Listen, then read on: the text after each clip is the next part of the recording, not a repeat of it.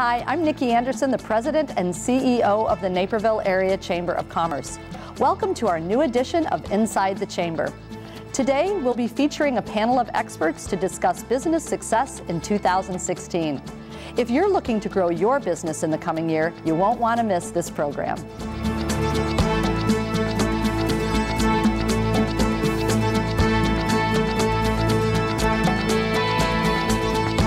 Welcome back to Inside the Chamber. I'd like to introduce our panelists for today, starting with Rick Lochner of RPC Leadership Associates. Welcome, Rick. Thank you. I'd like to introduce Diane Overgard of 45 Degrees. Welcome, Diane. Thanks. Dr. Laura Bokar of Fox Valley Institute. Welcome, Dr. Laura. Thank you. And Dave Miller of Chef by Request. Welcome, Dave. Thank you. So now let's get talking about business and 2016. We know that when 2016 has rolled around, everybody has these great goals and they are set for the year, but we also know that when it comes to setting goals, they don't always happen. So Diane, I'd like to start with you. How do you, kind of set people on a good course? I guess maybe the question is, what kind of mistakes do they make, and how do you kind of help them avoid those mistakes? Mm-hmm. Well, I think that when people set a resolution, first of all, think about the word resolution. That says, I resolve. Yeah. I'm going to just do it. But if you don't have a plan, then it doesn't happen. But I also read a thing from Franklin Covey saying that 75% of people that set resolutions don't follow through. And actually 35% don't make it till the end of January. And the results came back like, well, what's behind that? It's because they just don't really care about it.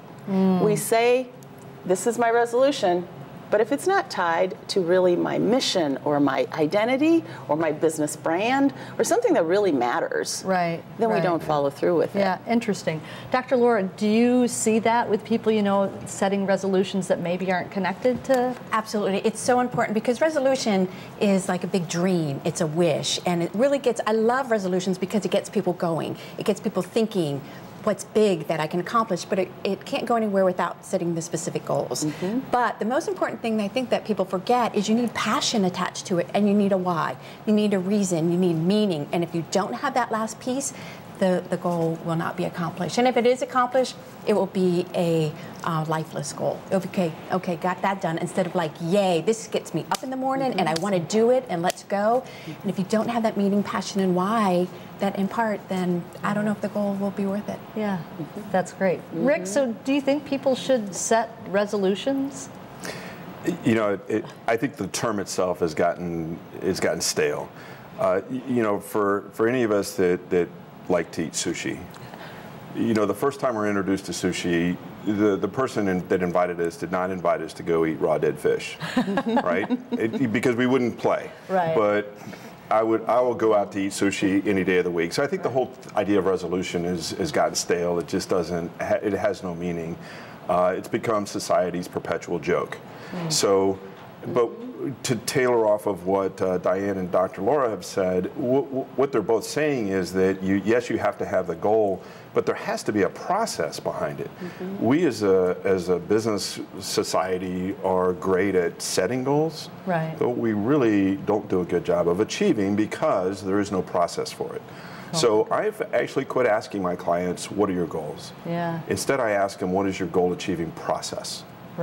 Because if I ask Dave what his goals are, if he doesn't have any, he'll make one up. Now, I know he does, but he'll make something up. But if I ask him what his process is, now that really tells the tale of, do I set them?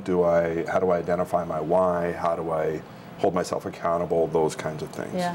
Awesome. I know I always used to say to my clients, I used to say, let's think about solutions versus resolutions. What really is the solution for, the problem that you see that you have that you need to change, whether it was, exercising more or, being more mindful about your business. Dave, I want to ask you, as a business owner, we know that from an economy standpoint, things have really gone up and down. So as someone who's the CEO, how do you kind of set your mind for success when you look to a new year? Is there some special ritual you have, something that you do? Something that works good for me is I have kind of a progress file. It's in a vanilla envelope in my desk, and when I come across a problem or a hurdle or a struggle or something that I'm facing that particular day, I'll go in that file and I'll just write down in the new year when I have time, check on the electric bill, it seems high, or make sure that we do the cleaning on all the condensers on the coolers that we have in the kitchen. It's the things that you won't think about. I'm very task oriented. So those tasks, completing those tasks are how I'm going to gain that reward of that resolution. So again, I don't really play by the resolution name or the title. For me, it's more the tasks that I'm documenting throughout the whole year of things that I know I need to do that task. And if I can do that task and that task and that task, and they're all relative to profit margin or food cost or something else in my business, then I can actually develop the reward that I want or that I expect by performing those tasks. That's awesome. Yeah, and I love your vanilla envelope idea because we think of things like periodically, and if we don't put them somewhere, they're gone.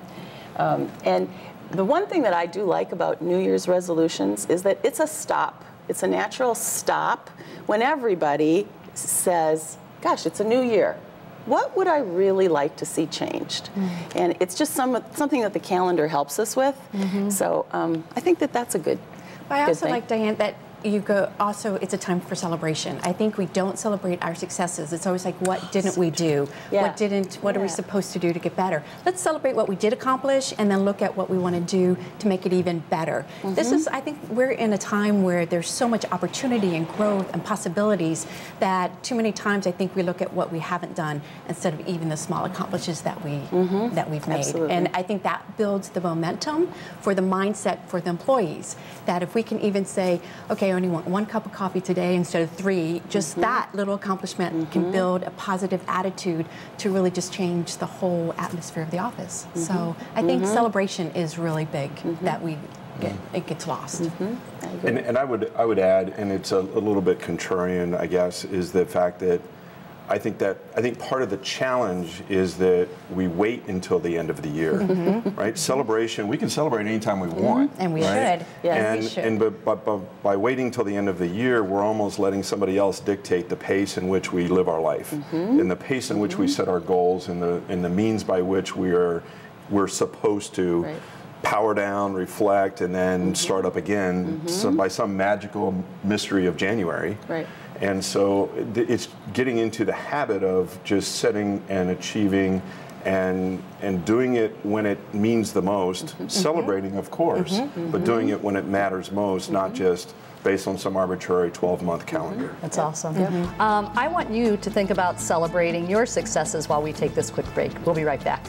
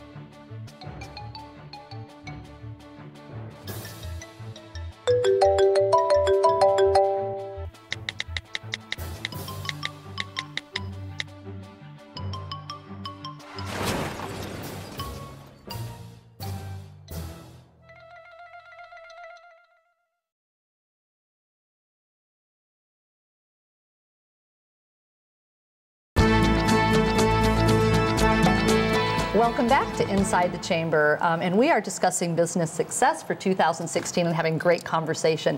So Dave, you inspired a thought process for me when you said you're kind of a task-oriented guy. We know that we're all motivated, probably all of us here are perhaps motivated to achieve our goals a different way. So Diane, I'll start with you. You know, how do you handle that? Let's say if you have a client that comes in and you see them setting a goal and approaching it in a way that perhaps might not meet with their personality.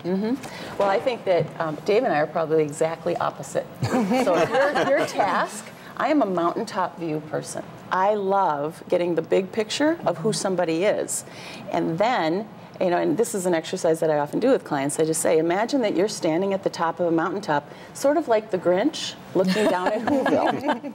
And what does your Whoville look like? And that helps people go, well, yeah, there are lots of components of my life if I'm looking down. So I really love that big picture. And then, and part of that is knowing, who am I? What am I good at? What am I so passionate about, as Laura was saying? And when you put all those components together, then we can start to set a goal. But it's that self-awareness piece that is essential. Awesome. Right. I would agree. You have to internalize, is your goal realistic? Does it meet your skill set? Is it something that's in your wheelhouse? Do you have the resources to accomplish it? Do you have the time? Do you have the, you know, all those things? And you look at that, and I know, you know, if I'm setting specific goals or I have action plans and I see that reward at the end, a lot of times it's more than just my ability. I'll need to partner with another person or another employee, and that's where I get into the tasks. Is I know what my tasks are, and I will share that role with an employee or an outside vendor to say, you know, this is my goal, and this is why I'm doing it, and this is the role that I play in it, but I need your assistance in this part, and your assistance in this part. And I kind of delegate that way so that I make sure that the resources are there. If it's a financial, is the money set aside? Is it ready? Is the person available? Have I made the time? And once I do that kind of recognizance work, then I put that task in the action. Awesome. It feels like Jim Rohn's quote when he says, let's. Like, it's a team. When we say, let's do it, it's us doing it. It's not just me doing it. But I love that it's really a team effort that you're wanting to Well, create. and in many cases, you can keep that progress on a moving timeline because you're able to call in assistance for that. Right. And as you were speaking, I felt the same thing. He's so empowering for his employees. If you say, this is my goal, this is what I'm going to do, and here's what I would like you to think about. Now they've taken ownership for their position. And especially if it's an employee, you have to share that reward with your partners. So you know, if you do a project with one of your vendors, they have to see where they make out in the deal. Absolutely. And if it's an employee, they have to see how this would further propel them in some way. That's great. I have a question that I'd love to know. So Rick, what do you think about sharing a goal? Do you think that people do better if they make that goal public or if they keep it to themselves? What are your thoughts on that? There's both sides of that coin. Some people will say no, keep it to yourself, and I'm of the school, because I've seen it work more often, where you share as often as possible. Just a personal experience, when I first signed up to run the New York City Marathon, I told as many people as I possibly could. That's just my MO, because I don't want to have to go back to all those people and say I didn't make it, or I wussed out, or whatever the case may be. But what that does is the more people you tell, and presumably you're telling people that you care about and they care about you and they support you, is that you've got that built-in accountability. Because if ever there's a flaw in most of our goal setting processes, it's that where's the accountability? Much as we try to hold ourselves accountable by ourselves, or use people that, like spouses or kids, people that have an emotional attachment and don't want to hurt our feelings and that sort of thing. It you know, that helps with the accountability, and that combined with why that goal is important to you in the first place is really what what helps most people achieve. And then isn't it nice to go back to all those people that you said, I'm going to run the New York City Marathon and I'm going to do it in under 5 hours. After they tell you you're crazy. After they say, I get tired driving 26.2 miles, so I don't know what the heck, where your head's at. But ironically, the first year I ran it, I didn't make the 5-hour goal, and so I signed up again to do it 3 years later, and I told the same amount of people, and it was really there was a sense of pride to go back to all those people and say, I made it, and I'm now officially retired from the marathon business. And especially if you're working with a vendor or an employee. When you accomplish that, and they see that that you had follow through, it gives you credibility. Yes. And when you have credibility, more people are willing then to buy into those action plans and those tasks. So let's talk about the employee or the patient or the client of ours that 6 weeks they've dropped their goal. How do you handle that with them? Dr. Laura, how do you handle that? Well, I think when it's that end piece. Was it something that it was in their wheelhouse? Was it something they were passionate about? Really finding out the why. Like, why did they set the goal? Or was it something I assigned to them? Or is it a client that they assigned it? And it's something is it what they really want to do? Is it something their parents wanted them to do? Is it something that they don't have the true belief? We have so many limiting beliefs that keep us from accomplishing. And I think once we can tackle those, and as Rick and I were teasing, if you say you can't, you can. If you say you can, you can. And it's really changing the mindset and finding out more of the meaning behind. Is it important to them? Too many times, I think we're all successful in what we do, but I'm sure we've had failures, and we've got up, picked ourselves up, and moved on. And I want to give failure okay. That's something we've tried, and if the person failed at it, they tried it. Good for them. Now let's figure out what we need to do different, because I think too many times, again, people dream big, they fail once, and they don't pick themselves up again, and they need to keep going and find the passion in it if it's something they want to do. And I would piggyback on that when you failed, well, what did we learn? And often that's the whole content of our coaching session. When you said you were going to achieve this goal by this date, and here we are, and it's not happened. Right. But what have you learned? Because we learned so much from what we didn't do, and that can be valuable as well. So I think what I'm hearing is that celebrate the successes that you have achieved and understand failure is a part of the process, and it's a learning opportunity to figure out what you need to do differently moving forward. So with that, we will be right back.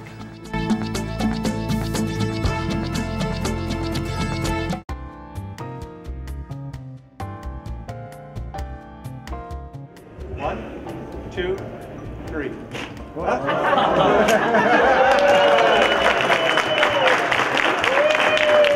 You can expect the same experience when you go to Fogo de Chão in Brazil. And what's exciting about that is it's a different dining experience. The food that is served in a Brazilian steakhouse is very familiar to Americans. It's 20 cuts of beef, lamb, pork, chicken, seafood, with an incredible market table with great salads and vegetables. We've got our Brazilian gauchos here, bringing a taste of the south of Brazil to Naperville. Anybody that comes to Fogo should come with an appetite, a smile on their face, and get ready for a great time.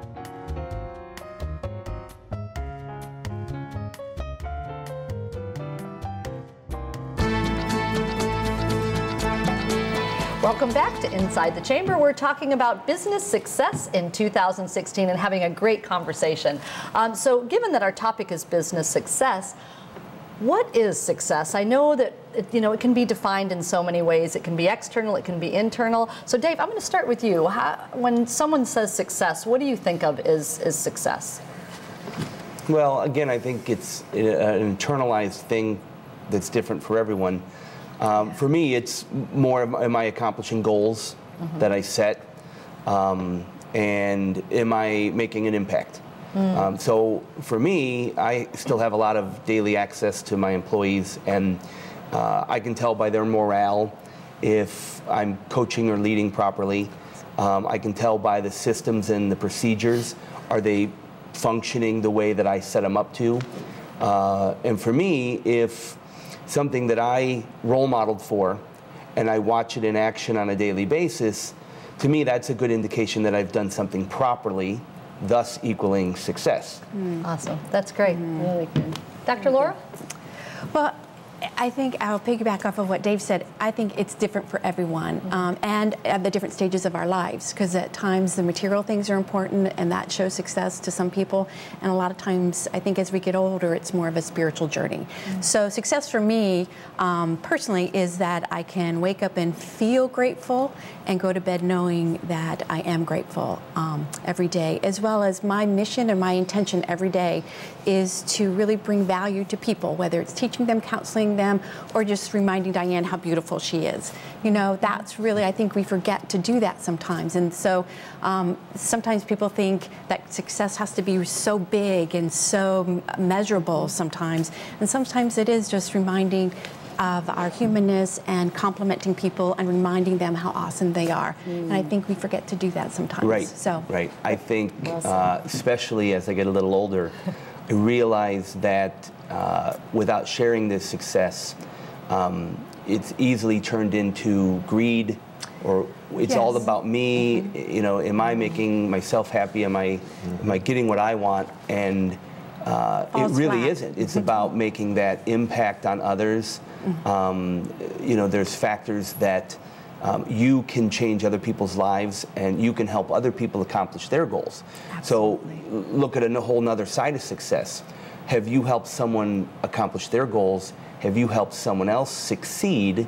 And that's a very gracious way of saying you're successful as well. Absolutely. Love that. Sure. Rick? I've always defined success as that alignment between my beliefs and attitudes and achieving desired results. And I purposely use that word desired results because I believe anybody can achieve a result.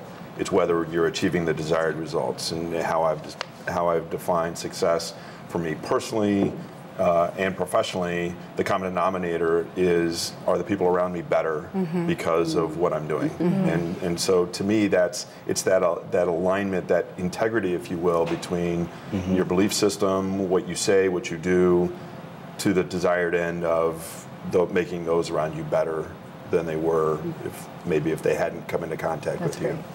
They call that your wake. You know, are you leaving a wake, and who is it impacting as it rolls further and further beyond yourself? That's awesome. What an awesome group. I know. I love it. Yeah, I'm so inspired. And when I think about success for me, it's being clear about who I am, how I'm wired, what I have been put on this earth to do, and then having the energy to do it and do it joyfully. And then the final piece is satisfaction, where I just go, yeah, that was right. That's success. I'm so inspired. Yes. As we kind of work our way to the end of this amazing discussion, it's just been really a privilege. I'd like to get from each of you maybe 3 tips for those that are watching today and going, you know, I've really struggled with setting, you know, my goals or my resolutions. 3 tips that might help somebody that's either struggling or really would like a new approach to setting those goals. So, Dr. Laura, I'll start with you. Well, maybe a little more than 3, but I will do my best. More than 3? Yes, maybe. So just give a warning. 1, dream big. I think people don't dream big enough, and I think people need to start and dream big and really get excited about it. You need to really have a passion and understand the meaning behind it, and be specific. I think that's really important. That you need to really define it. And as Diane spoke in your presentation at one time about the SMART goals, I think those are wonderful to follow. But the end, if you need to have the understanding of the meaning, the why, and the passion behind it. So, and for goals, I loved when I read. Goals need to be a little scary, but very exciting. So the scare needs to like jumpstart you, and the excitement will just take it all the way. That's fantastic. Love it. Yeah. Dave? This is a good one for me because I've experienced some gain in knowledge over the years. The first thing I would say is surround yourself with positive influence. Amen. And typically, you know, books and resources are fine, but typically for me it's personal relationships. So I try to surround myself with enough advisors who are as good as me, or in most cases better, more experienced. Usually I'm going to an older person who has lived more and experienced more. And those advisors will help me identify, basically, am I on the right path? Am I doing the right things? Am I duplicating mistakes? And those advisors have been a tremendous influence on me progressing or propelling forward, probably without making as many mistakes as I would as a solo person. Awesome. Or as an, as an individual. I'm going to end there as much as I want to hear, but I just want to make sure everybody gets in. Rick, could you share 1, 2, or 3 of your Well, I think the ones that haven't been stated yet is whatever that goal is, and whatever the mindset is, as Dr. Laura said, but you got to write them down.